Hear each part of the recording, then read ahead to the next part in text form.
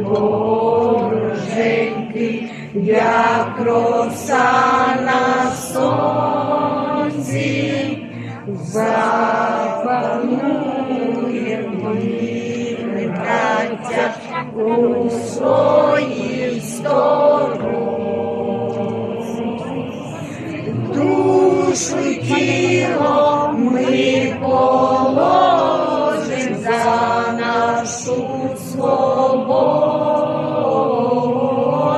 і покажем, що ми браття козацького роду. Душу й тіло ми положим за нашу свободу і покажем, що ми браття козацького